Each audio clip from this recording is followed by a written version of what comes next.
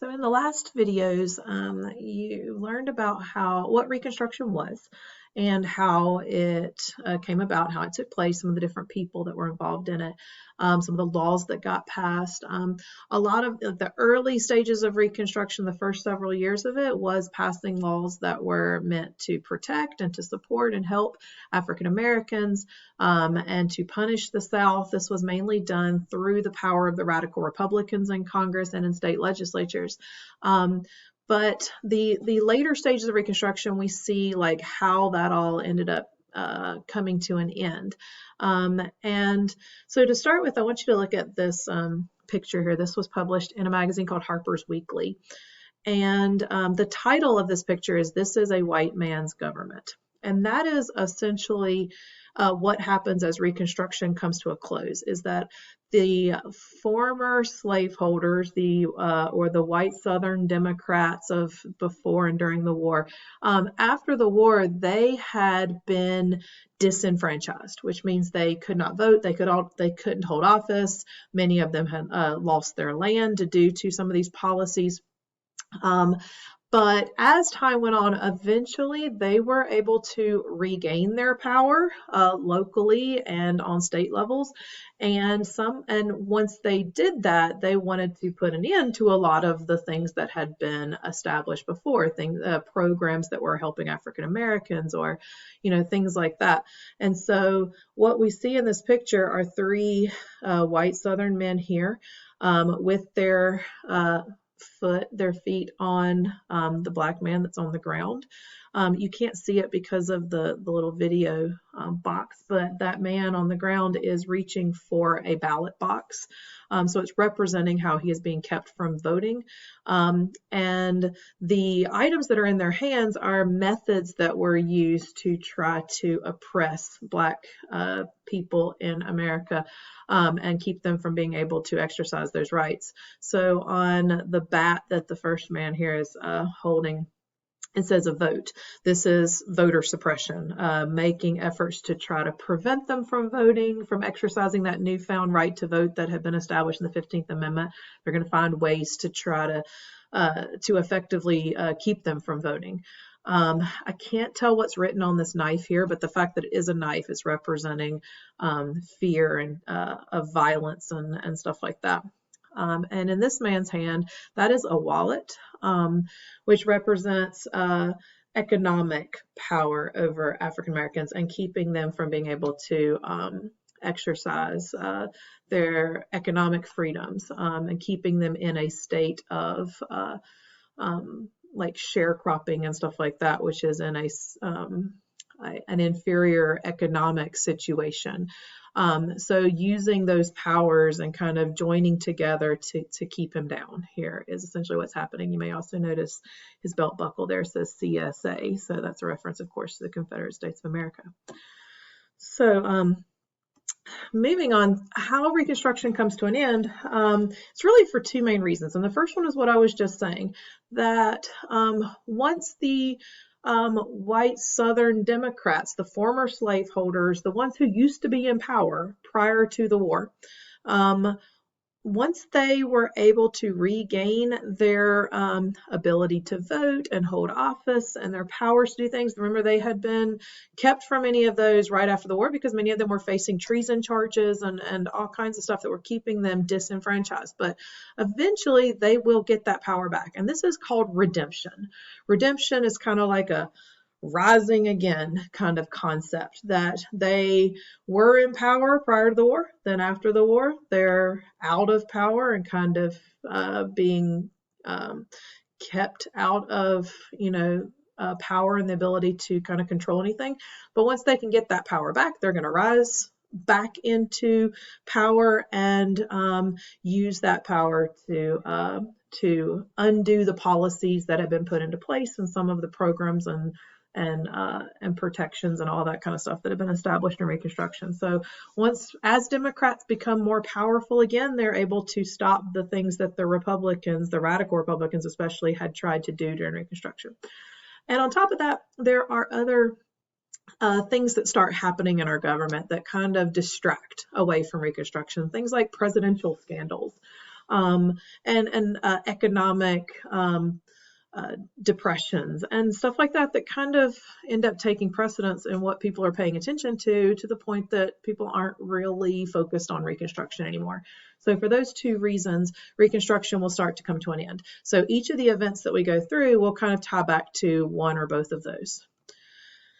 So the KKK, the Ku Klux Klan, was formed right after the war in 1865 in Tennessee.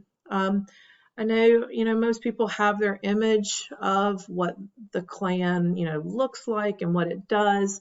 I think what most people kind of envision about the KKK is more of the modern iteration of it, which, the KKK has never gone away and it does still exist.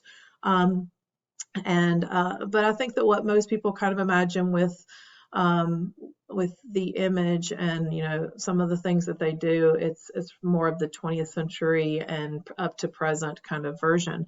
The original KKK, this is what they might look like here. There wasn't the standard image with the white hoods and stuff that people might imagine. This is what they could be wearing. It is to disguise their face, though. That is something that has kind of been a common feature of them. But the primary goal of the KKK when it was established was to intimidate and to prevent African Americans from exercising any rights, and especially the right to vote.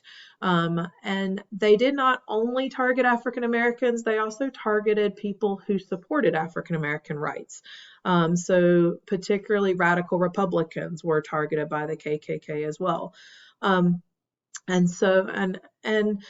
Acts of individual violence and lynchings and stuff like that has always been a characteristic of the KKK. And you can see this story that someone tells here where he says, "The Klan broke my door open, took me out of bed, took me to the woods and whipped me. Do you think you will ever vote another damned radical ticket?" It's referring to the radical Republicans. "I suppose they would kill me anyhow. I said, if there was an election tomorrow, I would vote the radical ticket. They set in and whipped me 1,000 licks more with sticks and straps that had buckles on the ends of them." So with the voter intimidation in particular, what they are trying to do here is to keep African Americans from being able to vote or to hold power of any kind. And what this effectively does, if remember that African Americans were Republicans during this time, Republicans, the party of Lincoln, the party of freeing the slaves, and the party that wanted to have more rights for African Americans. So Black people were Republicans during this era, and if they could be kept from voting, then you see how the Democrats could win more elections and rise back to power. So here is part of the efforts of Democrats to kind of be redeemed in politics and to rise back into power in local and state governments. And here again, we have voter intimidation, intimidating people from voting, trying to stop them from voting Republican. There was also voter fraud going on, ballot stuffing, refusing to count Republican ballots correctly. If you watch Free State of Jones, which I have recommended tentatively, as it is a movie with a good bit of disturbing concerning kind of qualities. There is a scene towards the very end that's really, really powerful about showing how those who ran the elections, which are on state and local levels, often use that power to influence the vote and the counting of the vote. And you see that in the movie. All right, so another law that got passed, once Democrats were starting to regain a little bit more power back in Congress, they were able to get a law passed called the Amnesty Act. Amnesty means a pardon, a general pardon. And even though the Republicans still held control of Congress at this point, there was enough influence that this law could get passed and grant a pardon to those Confederates who were facing treason charges from the war. These are people who fought in the war, who waged the war, who led the war, the politicians, all of those. So it didn't pardon every single Confederate, but some of the highest ranking ones, like Robert E. Lee, did not get amnesty here, but this granted a pardon, so it got rid of the charges against the former Confederates, and so now they are citizens again and able to vote and hold office. So this shows the rise of the Democrats. So we're going to move past with the cartoon here, but it's kind of representing the Democrat. The tiger is the Democrats, whereas the little lamb is the Republicans. So it's showing the Democrats kind of being intimidating and overpowering this kind of weak lamb. Another thing that happened that led to the end of Reconstruction was the Freedmen's Bureau coming to an end. So if you remember from one of the previous videos, I told you that the Freedmen's Bureau was an organization that was set up to help the former slaves. It provided schools, it provided handouts of food and clothes and stuff like that to help them get on their feet. Well, this was a program that was established by Republicans in Congress, especially radical Republicans. But there were a lot of people who didn't like the Freedmen's Bureau, who viewed it as unnecessary, or that it had already done what it needed to do, so it shouldn't be continued forever. You can see in this picture here, this is a really famous propaganda piece about the Freedmen's Bureau. What it's showing here, first of all, hopefully you recognize the very racist image here, as it is showing the black man here as a monkey. And he is kind of chilling and just sitting there being all lazy. While beside him, we have a white man here who's working really hard. And here it says, the Freedmen's Bureau is an agency to keep the Negro in idleness, which means laziness, at the expense of the white man. So this is saying that the Freedmen's Bureau is letting black people just mooch off of white people, that they're just being lazy and collecting while white people are working so hard. This is, propaganda it's definitely been used more times than just with this when it comes to government programs for people, but it was definitely used against the Freedmen's Bureau, and eventually the Freedmen's Bureau was not renewed in Congress and it came to an end. So this demonstrates the Republican Party starting to lose power by their programs coming to an end. So again, we have rise of Democrats in government. Now, Ulysses Grant was a Republican president. He was president for 2 terms, but I think I mentioned already that he was not a skilled politician. He wasn't experienced in government. He was experienced in military stuff. I mean, he was a fine general, but not a great president, really. And because of that, many people within his administration kind of brought him down through various scandals. Now, I don't care if you remember all of these individual scandals. The Credit Mobilier, or I think it's actually French and it's Crédit Mobilier, was about the government giving out railroad contracts and kind of profiting off of the building of railroads. The whiskey ring was allowing bribes to tax collectors on whiskey. And the Belknap bribery was about government making money off of bribes on Indian land, Native American land, by businesses, basically giving bribes to the government in order to be able to build on Native American land.